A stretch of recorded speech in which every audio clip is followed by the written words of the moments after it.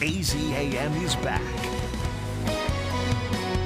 Welcome back. So demand, as you know, for housing is high, both for single family homes as well as apartments. And how are builders keeping up with all of this demand and then juggling some of the supply and labor shortages? It has been a crazy time. It is. I mean, if people are like getting a new home built, it's being pushed back further and further in many cases. Or because renovation or whatever it may be. And then they're trying to hire, people who have skills like this that can go out there and hang drywall or whatever you need to do. What's going on? Hey, Ty. Yeah. And good luck for you, by the way. It is. It's a good color. Thank you.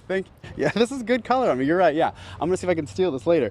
But yeah, we're talking about this because this is a big issue that a lot of folks are facing. But first, take a look at how gorgeous this building is here behind me, here in Avondale. I want to introduce you to the Deputy City Manager. Let's talk about what this building will be when it's completed. Yes, so this is a 30,000 square foot executive offices, visitor and conference center for the new city. We've had a lot of growth in the area, and so we're excited to be able to expand and to move into these new office spaces. And we invite everybody to visit discoveravondale.com for more information on the facility and to book the visitor center. Perfect. Well, thank you so much for letting us be a part of this because this is so cool. But I want to introduce you to the brains behind the building here. Let's talk about this because we were just talking, the demand is up for builds everywhere, but the demand or the supply is kind of dwindling. What are you guys seeing out here and how much pressure is on you to get a job done like this? So I think it probably starts more so from our office side and what happens when they first buy out the project. So Chris, so one of the things that we're really struggling with right now is from February up until May, we've had drastic price increases, especially high commodity items, metals, PVCs, things like that, where we've had increases in the 30, 50, sometimes doubling the cost of material prices. And it's leaned over to these guys to where everybody's pushing to, get things bought out as quickly as possible and get materials on site as fast as possible, which is really kind of creating a bottleneck in the industry from the suppliers and things like that leads over to these guys when they're trying to purchase materials, get them on site, delaying projects, right? Yeah. So let's talk about that. How do you kind of do all of that? Because this is a kind of unprecedented times right now as far as those times, and you have to kind of look into a crystal ball and try and figure out what type of supplies you're going to need and when. Yeah, a lot of it comes from knowing what is already running behind and trying to plan ahead and making sure that you're helping to coordinate with the trade partners to get those materials here early, on time, trying to make sure that you're making things as efficient as possible for them when they're here, because obviously they're very busy and they're trying to get on to the next projects as well.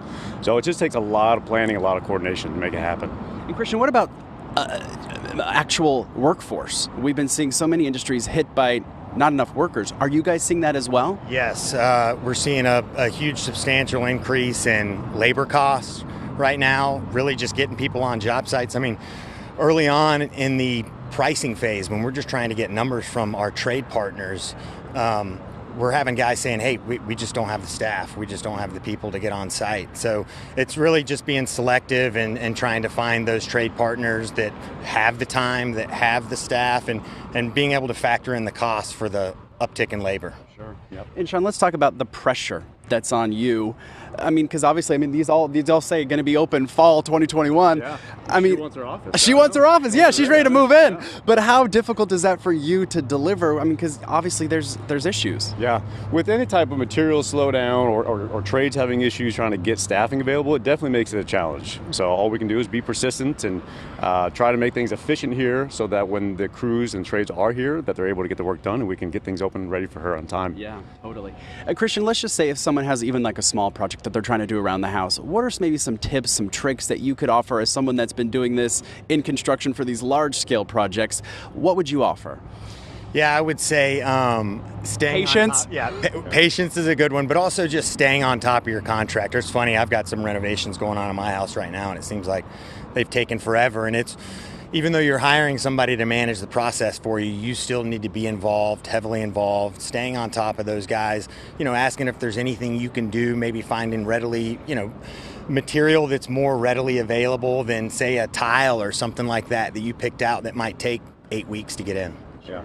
Yeah. Same challenges we're doing here at home as well. Yeah. Same thing. Yeah. Well, you guys, thank you so much for letting us come on, show off your beautiful building. We're excited when you guys have the ribbon cutting. Please let us know because we'd love to come back because this is a gorgeous thing. But again, you know, he mentioned it, from the small projects all the way up to these big projects that they're dealing with, those supply chain issues and the workforce issues as well, kind of plaguing everybody right now. But they're getting it done. They're out here this morning. I know, it's beautiful. That's right, yeah, it's a and great Sean, morning. I like Sean. You know you mean business when you're wearing your knife on your chest next to you. Look at Sean's got his Leatherman. On his shoulder. Look at that. That is They like cool. your Leatherman. Oh, thank you very much. Easy, And easily what is this? accessible. And a flashlight. Yeah, he's ready for anything. Ready to work. He's ready to go. They Thanks. didn't give me anything on mine. That's probably smart. No sharp objects around Ty. Thank you, Ty. Ty, thank you. All right.